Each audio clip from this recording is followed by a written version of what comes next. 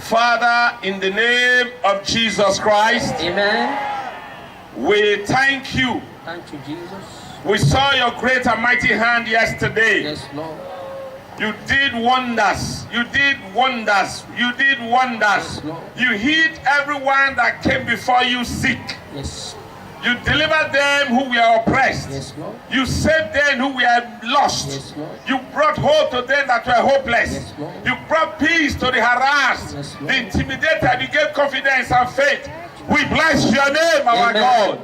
We thank you, our King. Jesus. There is none like unto you. You reign from everlasting to everlasting. Yes, And Lord. you are the ancient of days. You started before anything. Yes, And by your wisdom and power you made all things. You have brought me here Yes. because you love these people. Yes, Lord. You went to the cross on their behalf. You died and you rose again on the third day. And you sent me here to minister the word of restoration, the word of salvation, the word of grace, the word of healing, the word of deliverance. And that's why I've come now, Lord. You will use me tonight. Amen. You will deliver the word to them tonight. Amen. Your message will bring salvation tonight. Amen. Your message will bring healing tonight. Amen. And bring deliverance tonight. Yes, Lord. And the people shall be blessed. Amen. And they shall say glory to your name. Amen. And so, Lord, we want you to be manifested. Your glory to be revealed. Amen. We want every eye to behold the Lord. Amen. We want them to see your glory. Amen. We want Jesus to walk in the midst of Amen. his people Amen. tonight. Amen. Father, do this to your glory. Amen. Thank you, mighty Father. Thank you, In Jesus' name we pray. Amen. Amen. Praise the Lord. Hallelujah. Today I shall be talking to you from Luke chapter 16. From verse 19 to verse 31. It's a story popularly referred to as Rich Man and Lazarus. Jesus told this story. He said there was a rich man, a very rich man, who wore the best clothes, the most expensive clothes, the richest of his time. And there was at his gate a very poor man, a very rich man, a very poor man. Both were in the same town. The rich man was in his mansion. The poor man was at his gate. He was looking for food to eat, taking from the dustbin, and he was sick. Sores were all over his body, and dog will come to lick his sores. But rich man was great in money. He was wealthy. Businesses were booming. He had everything at the greatest. But what did happen to the both of them? The rich man died, and the poor man also died. While the rich man went to hellfire, the poor man went to heaven. And so when the rich man was burning in hellfire, he raised up his eyes and he saw the poor man called Lazarus. The poor man's name is Lazarus. He saw the poor man in heaven on the bosom of Abraham. He was rejoicing.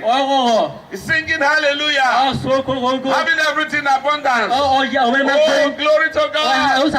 And the rich man was burning. He was dying, having no life, having no hope anymore. When he looked up and saw the rich man called Lazarus, was a beggar at his gate, who was sick, he's now enjoying with Father Abraham. The rich man called, oh Father Abraham, oh Father Abraham, please send Lazarus, let it come to me, let it dip his finger in water. Finger, no handle, one finger, put it in water. Come and put that hand, that finger on my tongue, because I'm dying here.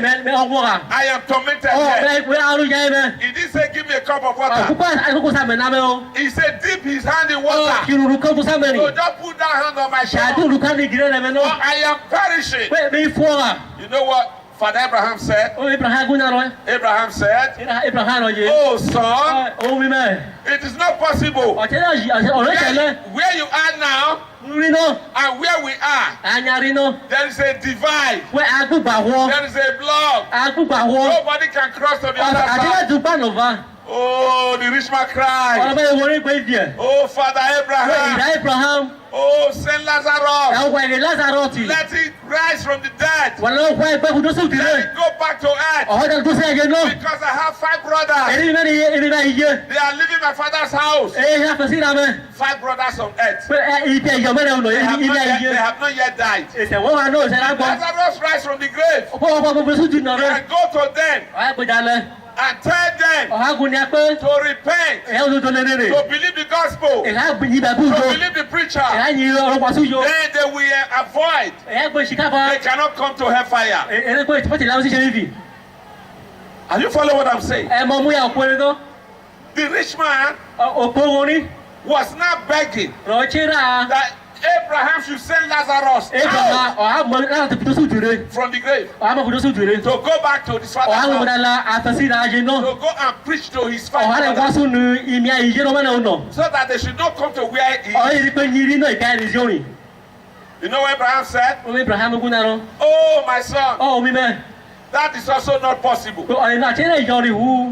Because they have the preacher. They have the people. They have the Bible. They have the prophet. You are seeing me now. I am preaching now. If they cannot believe those guys, if they will not believe the pastors, if they will not believe the preachers, they will also not believe Lazarus, even though he rises from the grave.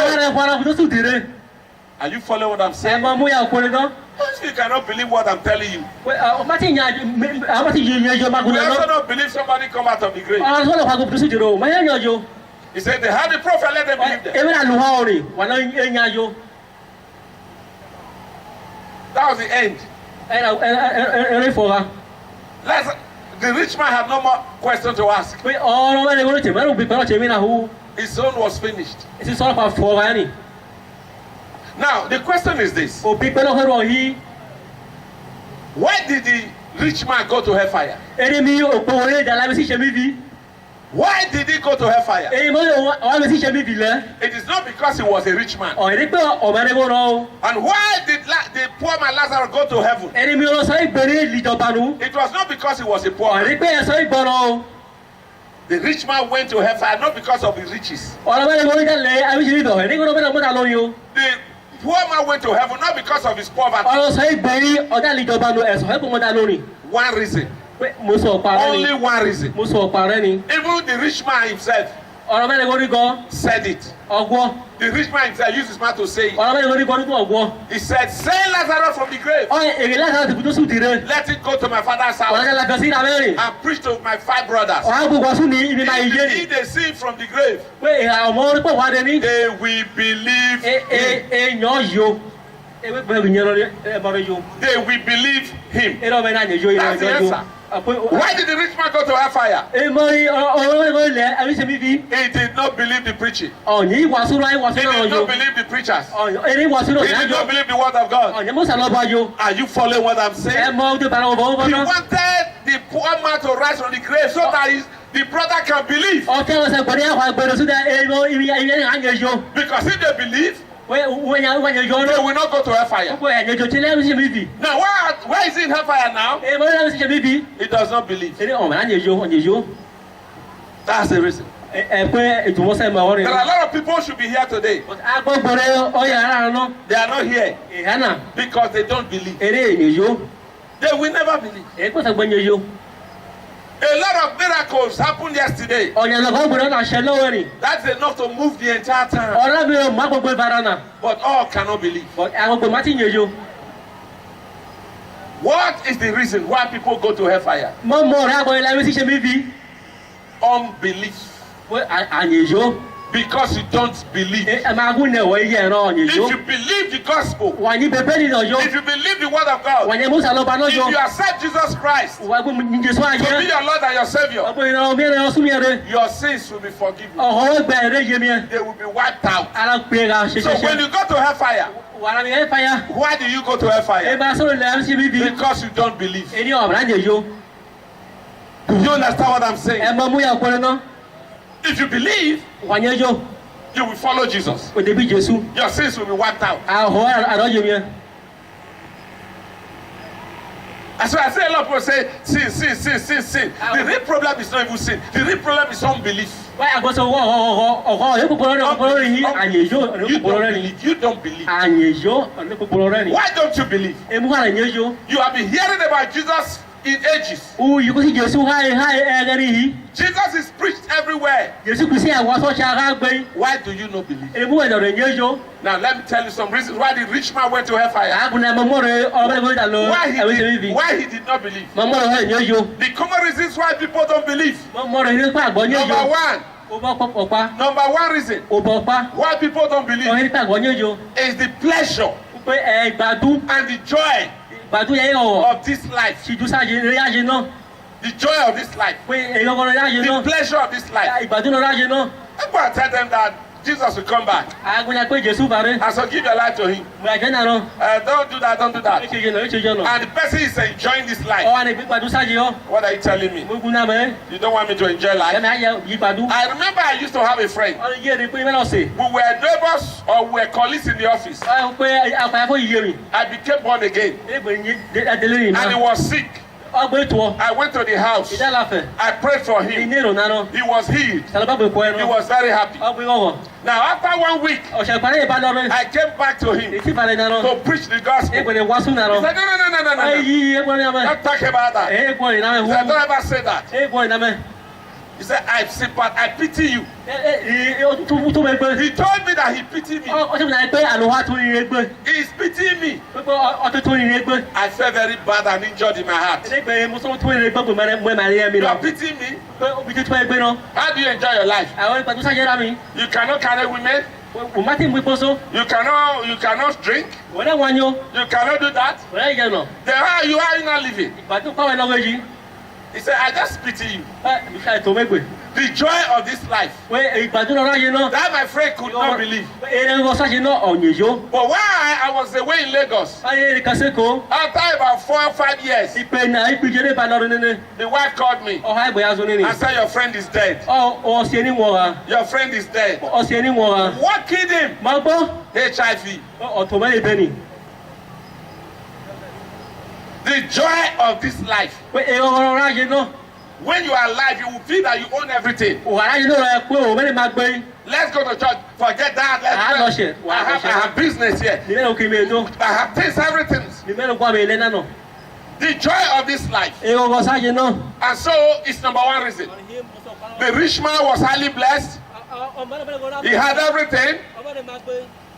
Oh, the Bible says, as it was in the days of Noah, they were eating and drinking. They were marrying and giving in marriage. And they did not know when the flood came and took them all on their way. When God first destroyed the world, in the days of Noah, Jesus said, the people of that time, they also preached to them. The people of that world, they also preached to them. But they were too busy. They were marrying and giving in marriage. They were enjoying their life. You know, they were caring for their business. They were eating and they were drinking. They had no time for the gospel. And suddenly, the raid came and took them all away. They were all destroyed. And so be careful, people. When you think that you are sitting, when you think that you are too busy, I have a lot of things to care about. I have this, I have that, I have the things I have. You have no time for God. You have no time for church. You have no time to even believe. And so you are taking a risk. That is what took the rich man. to hellfire. And number 2, the deceitfulness of sin. The deceitfulness of sin. The pleasure of sin. Do you know sin is very interesting? Sin is very attractive. Sin. When you have money, you have everything at your hand. You can do anything you want to do. And he promised that is the answer to it. He just give you a promise that you are the Lord. It makes you feel very big. It makes you feel very big.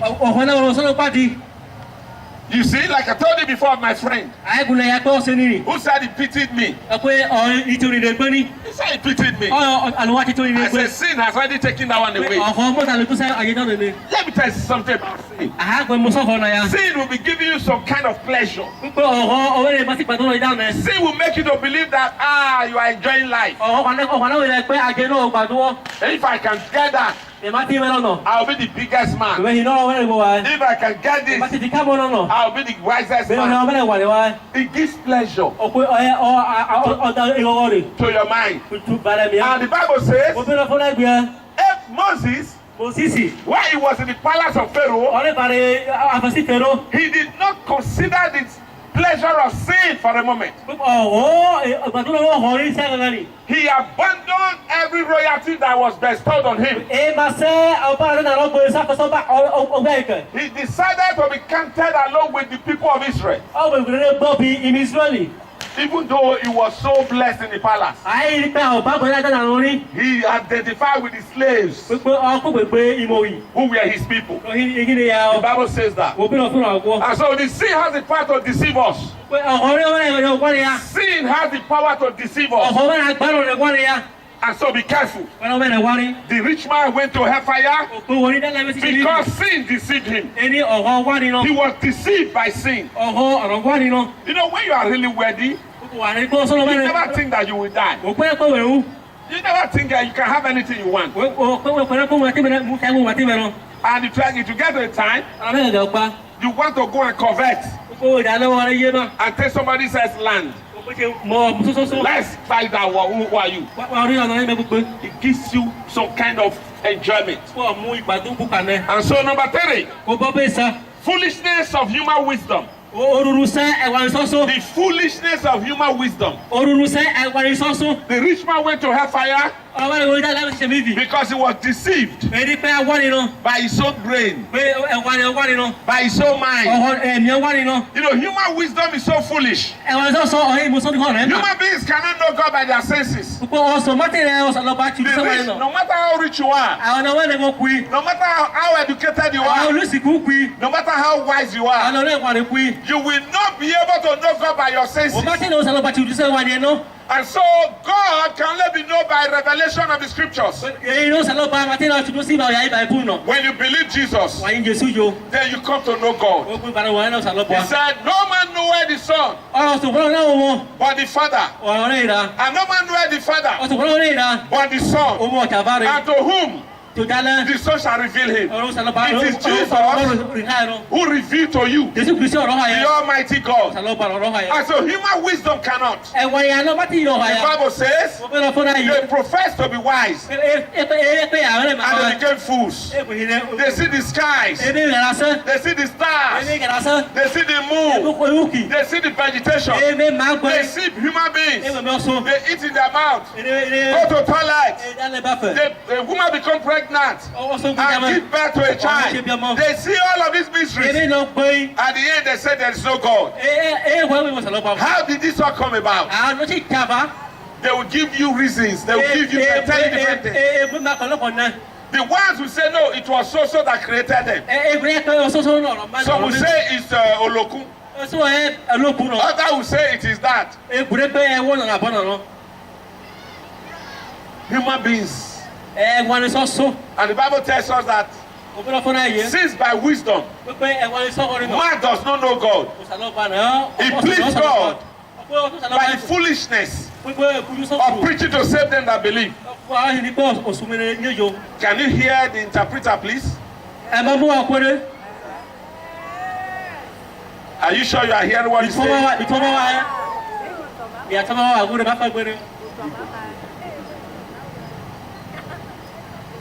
Praise the Lord. Hallelujah.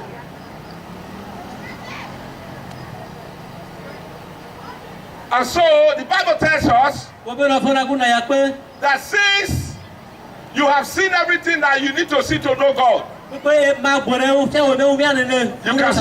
see the moon, you can see the star, you can see everything. You have seen all these things that should have spoken to your mind that there is God, but yet you don't want to accept it. Your foolish heart became hardened.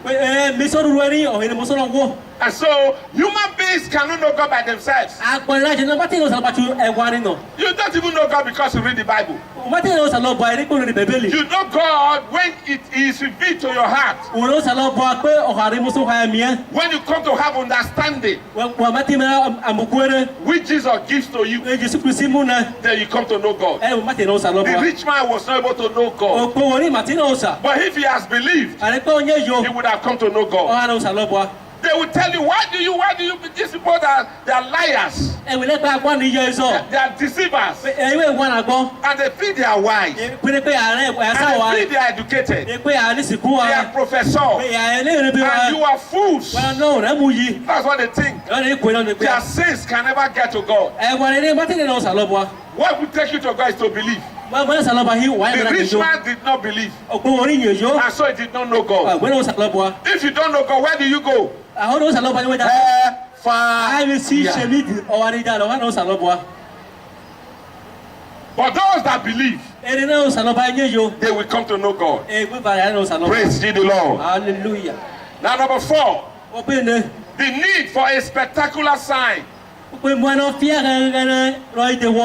need for a spectacular sign. They will tell you, what are you saying? If there is God, why does he not bring ladder from heaven? If there is God, let him provide water here. Let him bring bulldozer to clear this place. We want a special sign. They came to Jesus Christ and said, show us a sign. Show us a sign. And Jesus said to them, perverse and adulterous generation.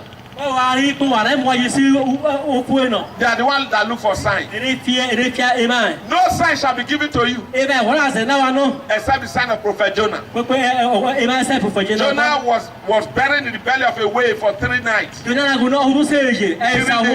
And the 3rd day, he was vomited on the land. And Jesus was referring to his death and resurrection. You see, people are looking, say, what do you say? Prove it to me. Prove it to me that God sent you. Prove it to me that there is God. No, see, he healed the sick. My friend said better thing. This person, if he was just give me Panadol to have been well. That's not enough. We want special sign. You will always look for special signs. And you will not see special sign. The special sign you will see is the preaching of the gospel. Because God has made it so. If you cannot believe the gospel, you cannot believe anything else. Even when the greatest sign is given to you, after 3 months, you will have forgotten. Even the people that were healed, they themselves even forget. People who are healed, themselves they even forget. And when they are talking again, they'll be talking nonsense. I have a friend, those years, the guy was a politician. He was afflicted while he went out to campaign. So somebody brought him to me after I became born again. I was praying for people who was being healed by God. I prayed for the guy. Immediately I touched him. He said, where he's gone, he's gone. He was very happy. Then they left. Now, when we met again, I discovered that this guy was always opposing me. He would never allow me to speak. Always conflicting against me. The first time, Second time, third time, I became angry. What is happening? One day I told him, I said, even you, you that God used me to heal, you were almost dead. It was me that God brought to heal you. He said, you should have told me now. I didn't remember. You didn't remember? To tell you, special, spectacular sign will not solve anything. Human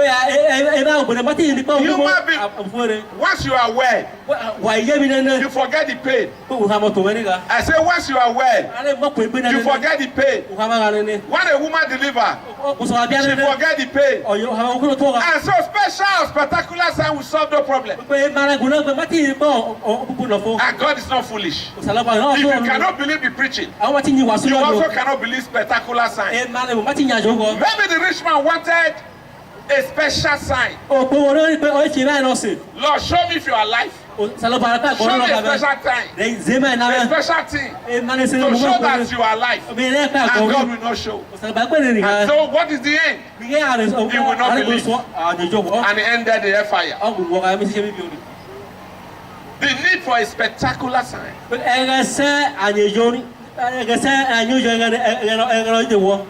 Praise the Lord. Hallelujah. And the deceitfulness of riches. Number 5.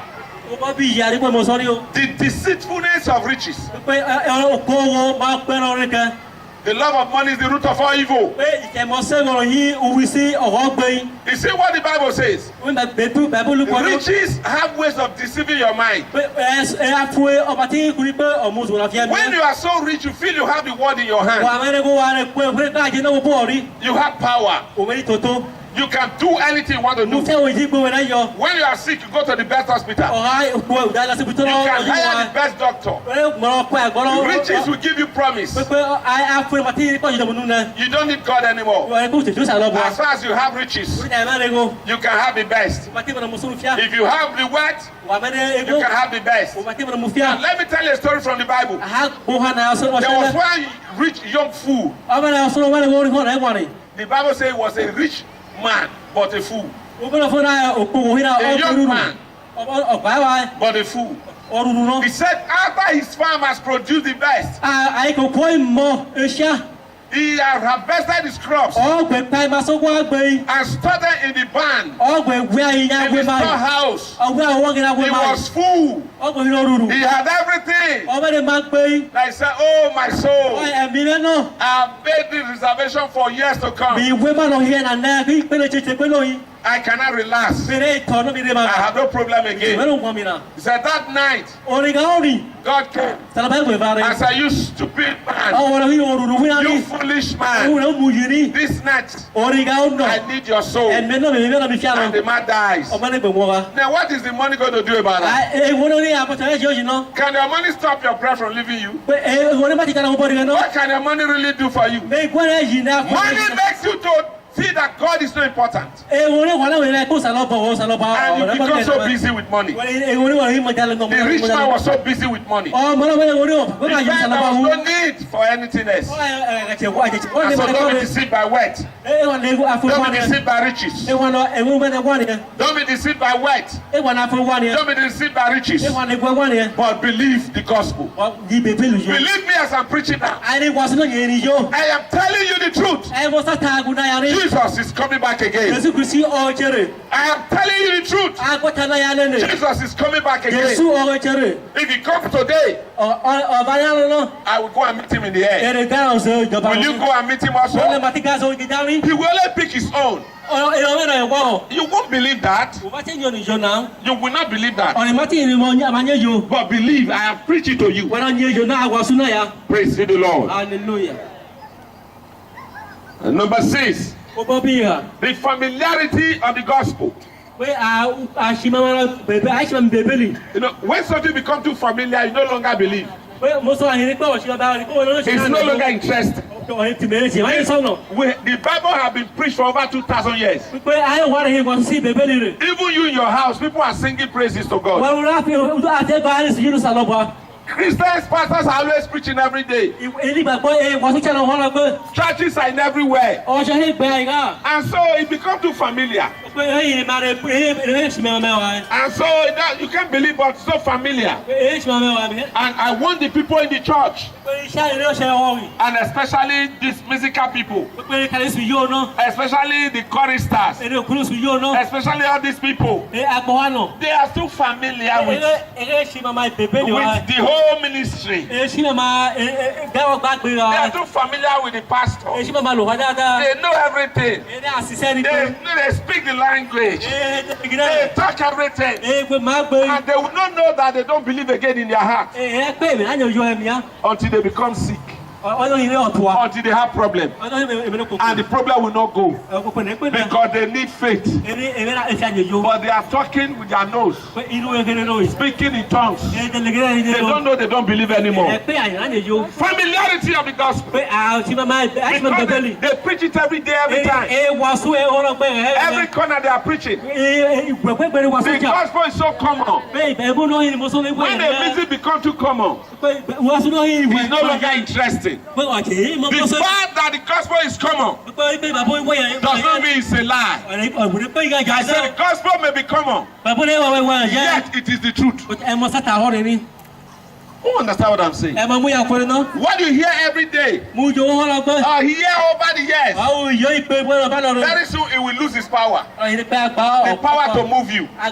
Some of you, the gospel can't move you again. The word of God cannot move you again. It's here and. But repent from that foolishness. The gospel is true. Whether you hear it from the day you were born to the day you shall die, it is true. The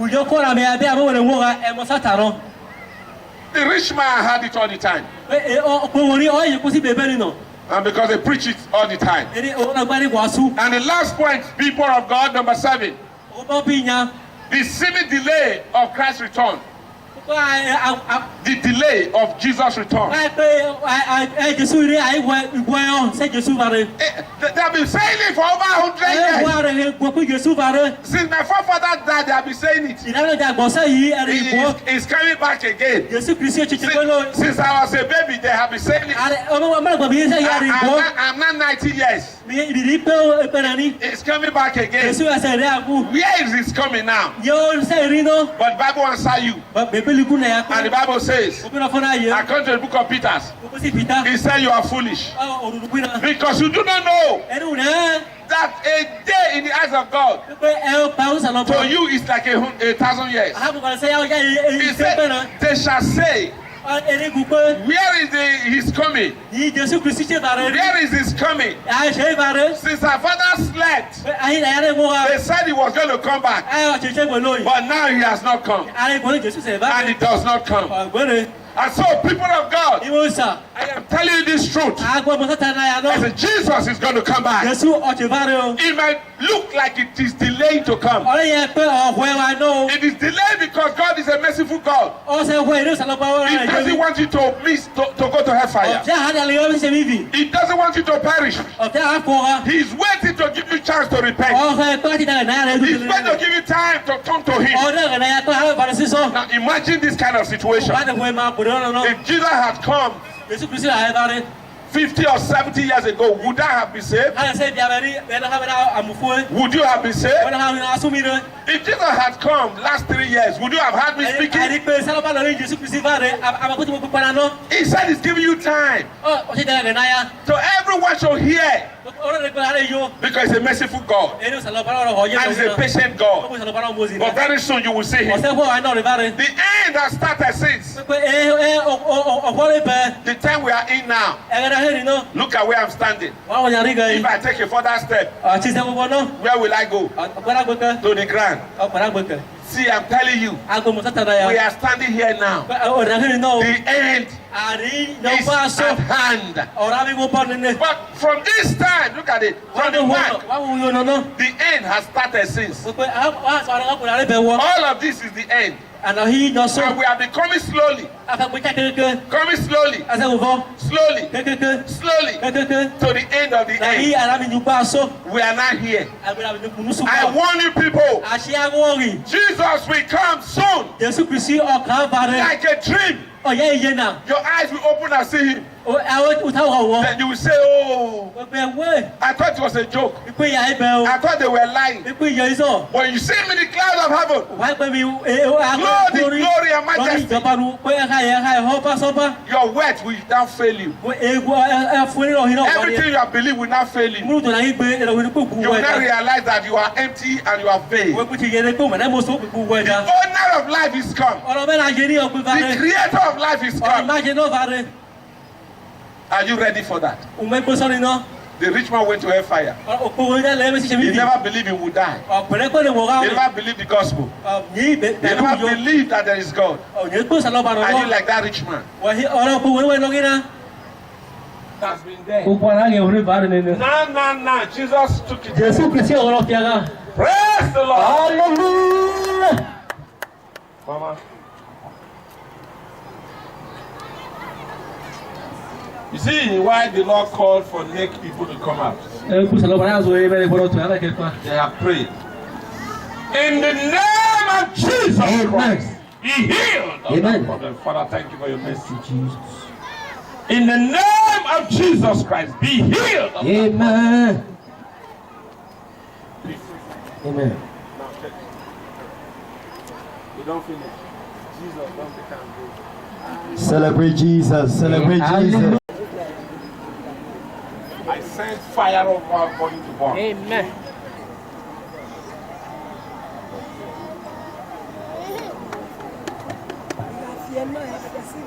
Mama, check it. Check it. Mama.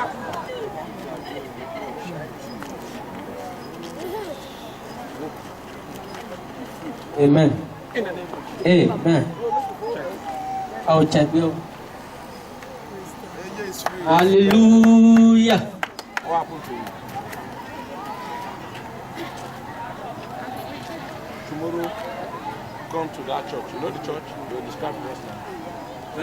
Walk free. Amen. In the name of Jesus. Amen.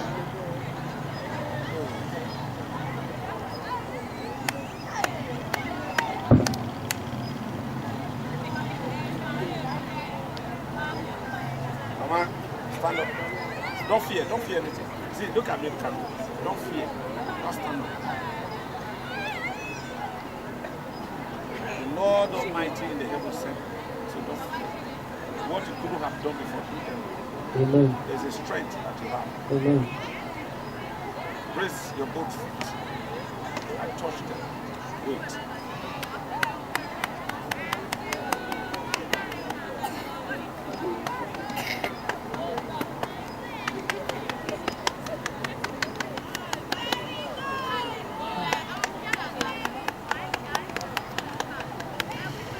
Stand upright in Jesus' name. Amen. Stand upright in Jesus' name. Amen. Receive strength in Jesus' name. Amen. Strength to your waist, strength to your bones, Amen. Strength all over you. Amen. Receive in Jesus' name. Amen.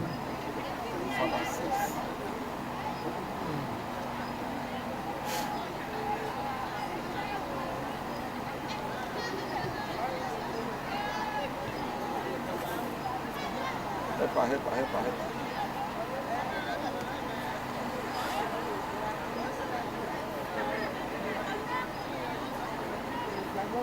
Hallelujah. Hallelujah. God bless you, Mama. Which church Mama you go? God bless you.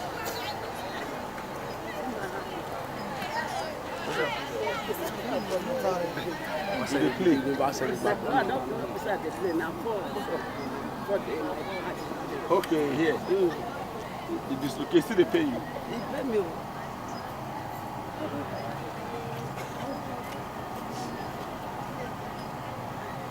In the name of Jesus Christ the Lord. Amen. Every fracture, dislocation, and pain, I say, depart. Amen. Amen. Healing in the name of Jesus. Amen. These bones be cured of it.